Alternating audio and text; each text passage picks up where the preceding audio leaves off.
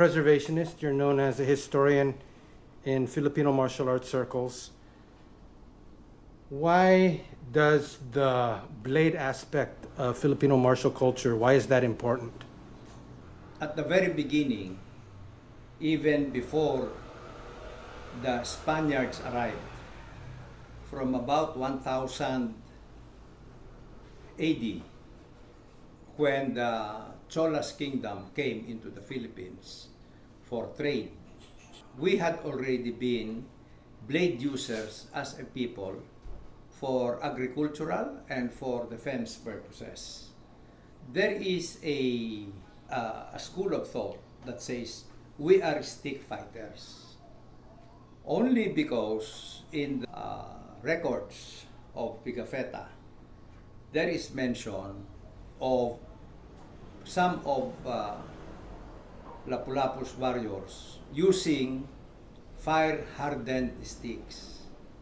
And the conjecture, I will not say conclusion, was that we did not have a sense of blade, a usage of blade, because when I met Tatang, I saw him using a stick to demonstrate to the group that had accumulated around him.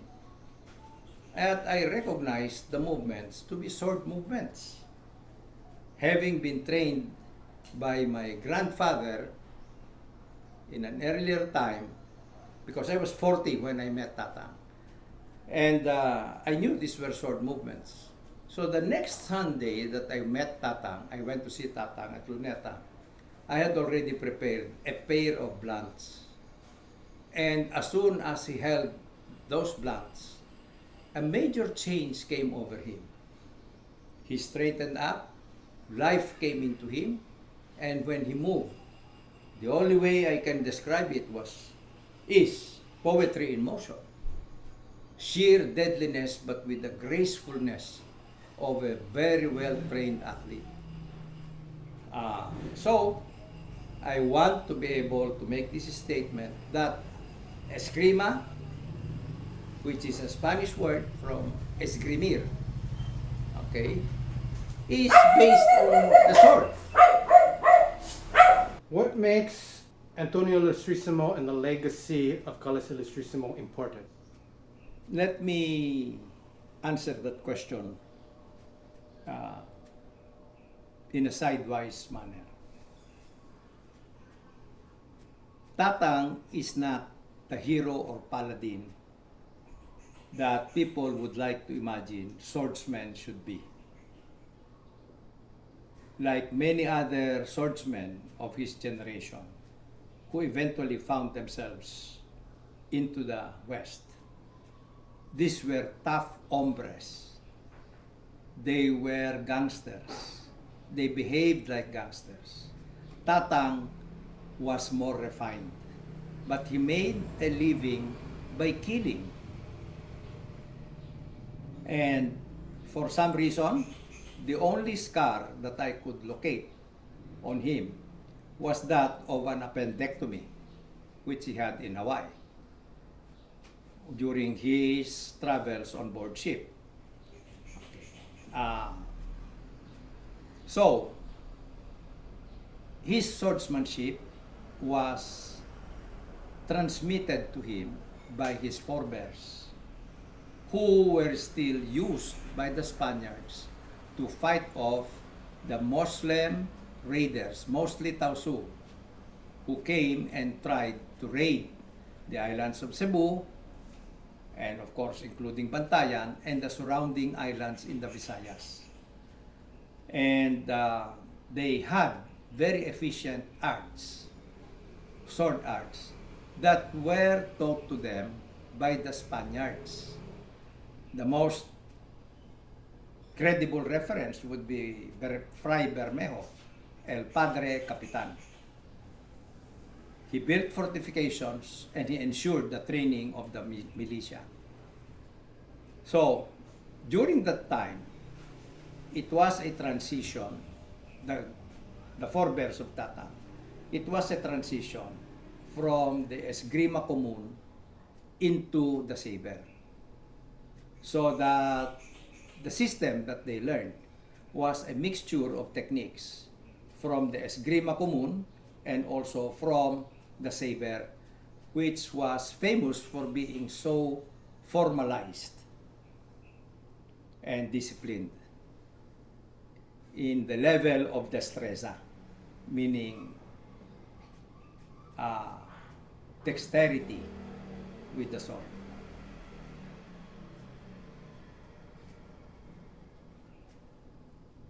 What makes KI stand out from other FMA systems?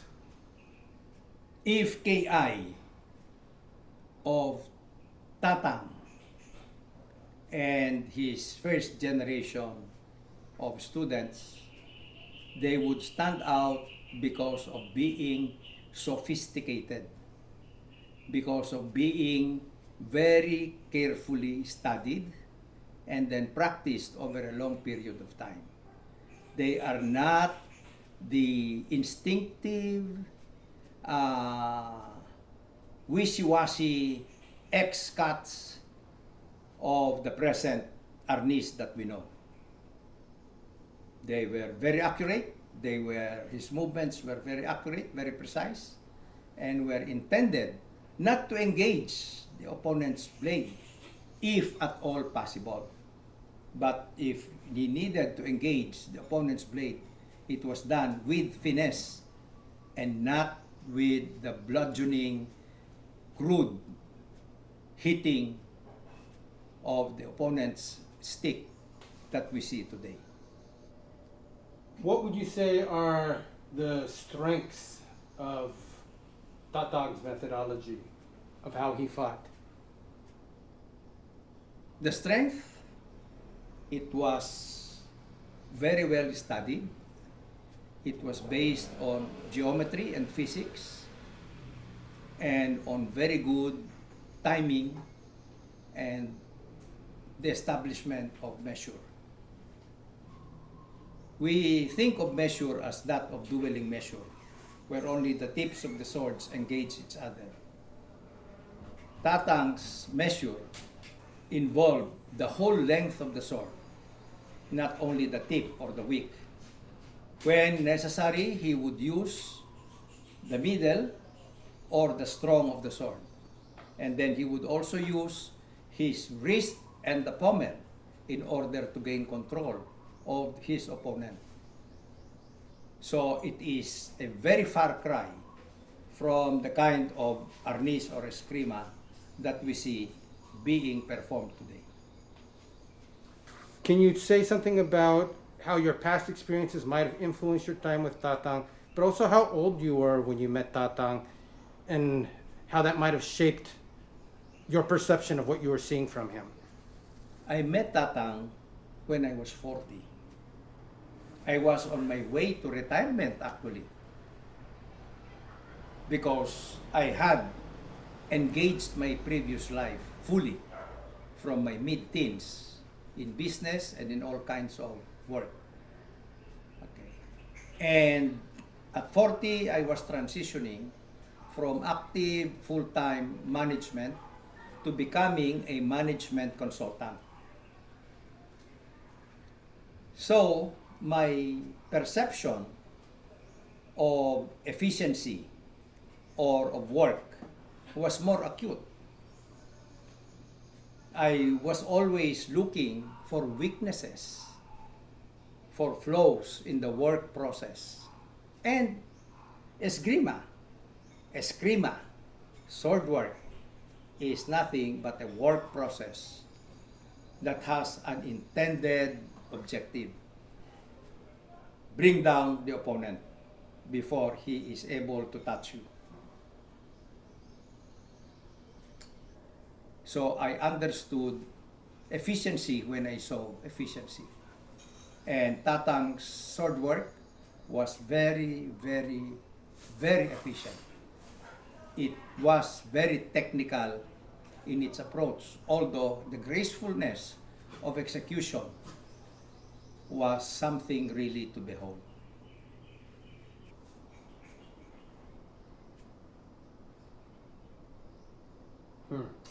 I'll just say it. So here's what was going on in my head: is my time in around some of the students of Tatang in '93, and then my time being around him in '97.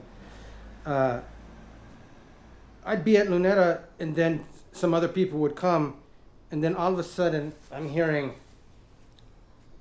3 different versions of the technique, or actually 3 different definitions of terminology. Yes. And Tatang not really confirming or denying any of them. Yes. Well, Tatang didn't care whether you learned or not, whether you did a technique correctly or not, whether you called it properly or not. Now, unless you asked him, and if you asked him, then he would explain how it should be done, which parts of the sword should meet which part of the opponent's sword. Okay? Where to grasp, where to hold, how to parry the sword, how to grab the hand, okay? And the refinements of the actual technique. But if you made an interpretation of a movement that he had just shown, then he didn't care. He didn't care. Why? He had been through life and death. Many, many instances when he could have gotten killed in a fraction of a split second. And if you didn't have the sense to see that, then I assume that if you went into a real fight, you would die.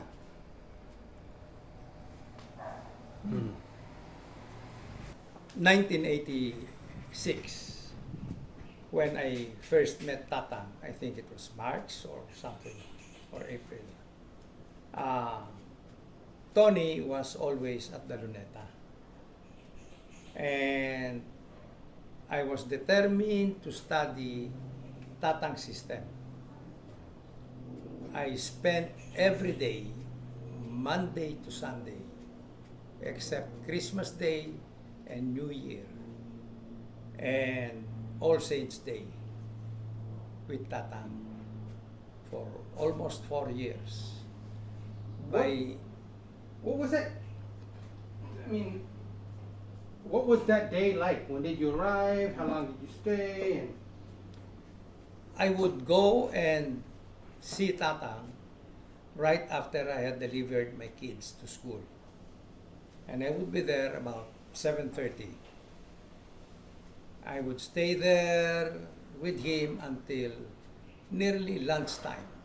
Or sometimes we would leave the park at about 9:30 or 10, go to his place, have lunch prepared by his wife with contributions from everyone, and he would take a nap, about an hour's nap, and then we would resume play.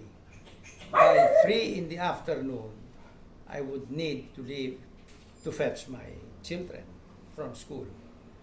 And this went on for almost 86, 87, 88, 90. Okay. And after that, that stopped my study, and fortunately, that was also the time when I finished the archiving. And we have a picture, Tony and Raymond Floro and myself at Floro's grandmother's place when we finished the document. So, why it took so long? Because it was very difficult to pin down Tatang to a single technique repeatedly. He reacted to the moment, if we must use the term. He reacted to the precise movements that you delivered. And if you missed any exactitude, the angle, the speed, the force, then he would also change movement. So it took a long, long time to be able to establish the general pattern of movement, the concept behind the movement, the principle behind the movement, because it was all jumbled up. And I wasn't the only one in the park.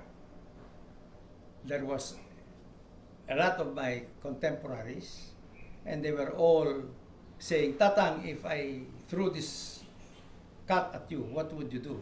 Tatang, if I thrust at you, what would you do? But, you know, there's a philosophical approach. It says, the question begs the answer. The kind of question you ask will bring out the answer that you want.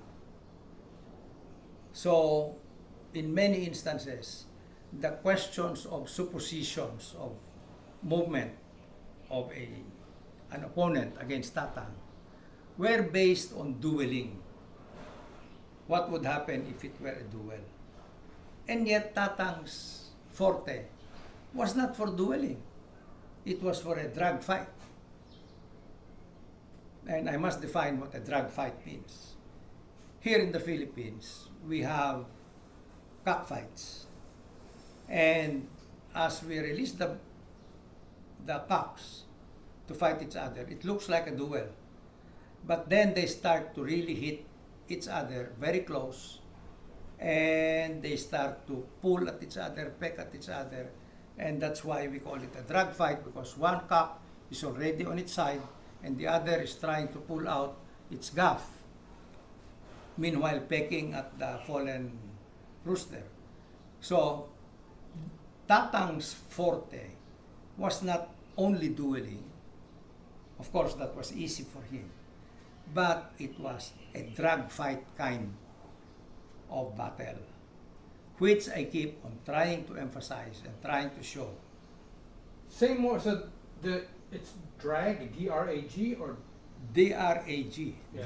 drag fight. Because you're dragging them out. Yes, You're basically holding them with one hand and stabbing them with the other. yes, Fight, yes, which is similar to the old style duel that you're talking about. exactly, With the rope. yes. What was it called again? Higot Higot. or talian. Of course, How do you respond to the claims or hypotheses of, second generation students saying Tatang didn't have a system. He had no pedagogy. Even I'm guilty of saying that, but I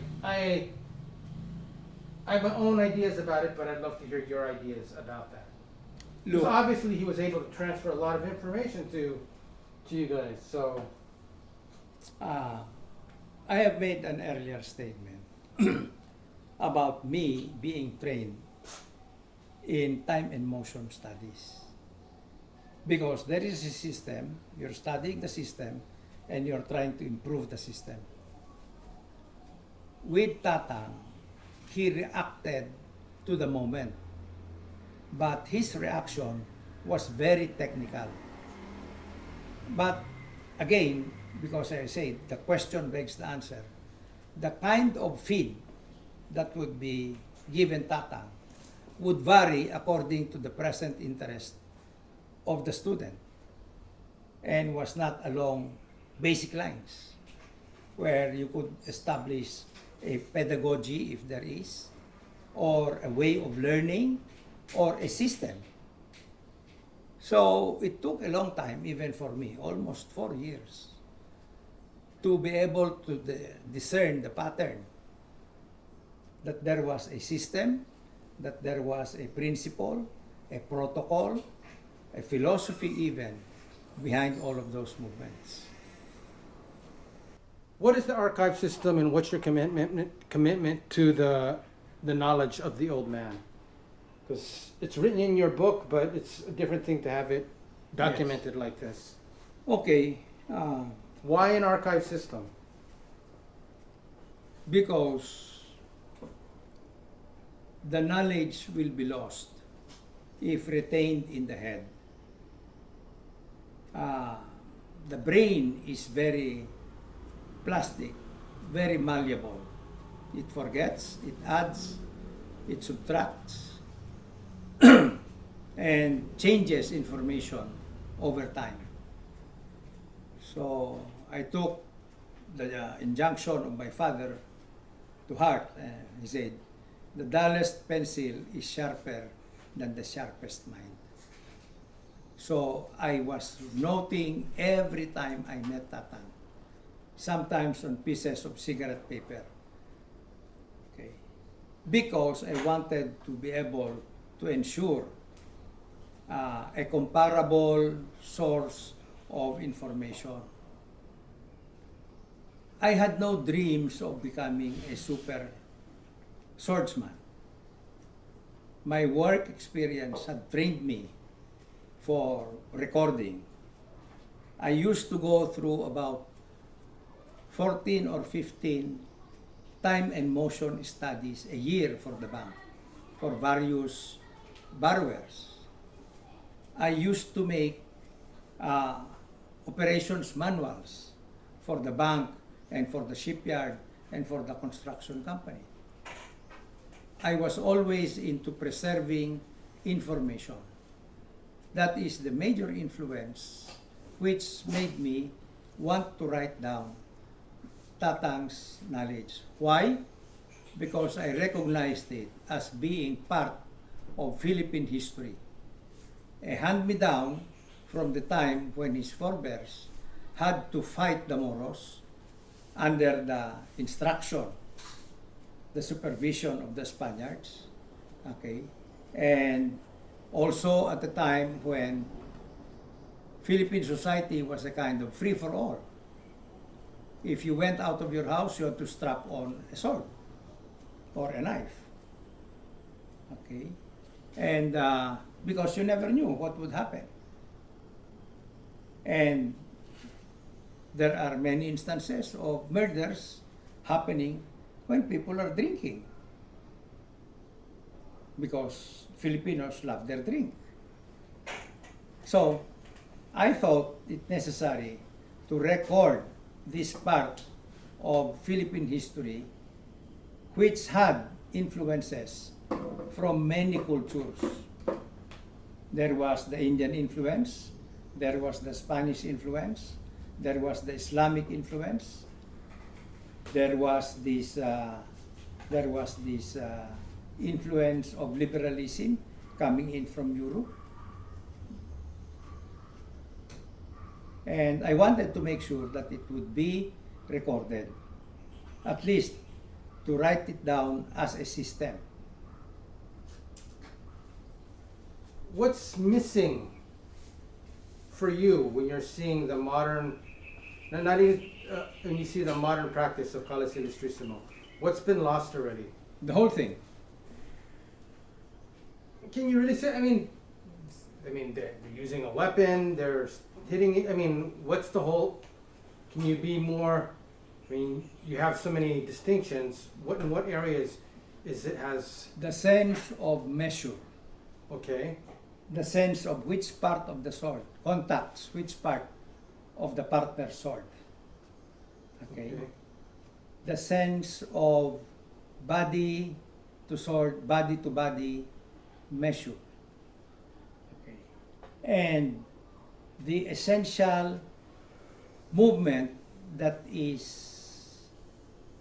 composes a technique. Like the Estrella is gone. It has now become a left block. Okay, and then you go there. It's gone because it's supposed to go this way. Flowing, smooth. Okay. Same thing with the other techniques. There is no florete because they're scared of using the point, because they don't have measure and control of measure. Okay. And they don't know how to prepare the florete. They think of florete as just stabbing. Why? Because eventually there was just movement, but no description of the movement. There were no boundaries for the movement. You were invited several times in the early 2000s to come to the Binondo class and demonstrate. It looks like in those videos you're actually instructing Tommy D. Why did those sessions happen? Who invited you? What's the context of those videos? Tony started to invite me for formal lessons about 2000, and we started to video about 2002. Okay. He wanted me to present the original movements as he and I had archived in when did we finish? 90. Because in the meantime, in 2002, there had been changes. People had forgotten the movements of Combat General. People had forgotten the movements of Pluma Cruzadas. Why were they forgotten? They had Mang Tony. Because the focus was on applications instead of retaining the structure of the technique and then applying the technique. So the teaching structures negated the actual techniques that they were supposed to be promoting? Yes, because they were effectively expressive. What do you mean by expressive? There is a change in a person when his movements are to be able to do exactly the movement that he learned. And another movement happens when he wants to express himself. Okay. And in the expression, which is supposed to be a graceful execution of the standard technique, to make it more fluid, to make it faster, but still within the technical parameters of that old technique. Once you go into expression, superfluous movements come in. And some movements are skipped. Some parts of the movement are no longer present, which make that movement efficient, which make you win. Eventually, it is an expression of Ala Borisnikov, that great ballet player, and no longer an expression of a killing art. In terms of like focusing on our skills in Ilustrisimo and focusing on the skills of the archive, what's still missing? What's still not being practiced by some of us or the majority of us that you want us to be aware of and focus on? The left hand. Our light hands are dead? The thief is not doing its work because the pickpocket is not being used. Everybody wants to play at a distance. Okay? Everybody wants to go 180 degrees or at best this way at an angle. And only engaging the tip, if at all. Ilustrisimo engages the strong because you want to be able to get the tip in. So, without the left hand, you cannot position yourself because this is scary once you come in and engage the strong. You can be safe when you use the left hand. And the left hand cannot be brought into play if the left hip is not brought forward, which is the work of the left foot, the manduroko.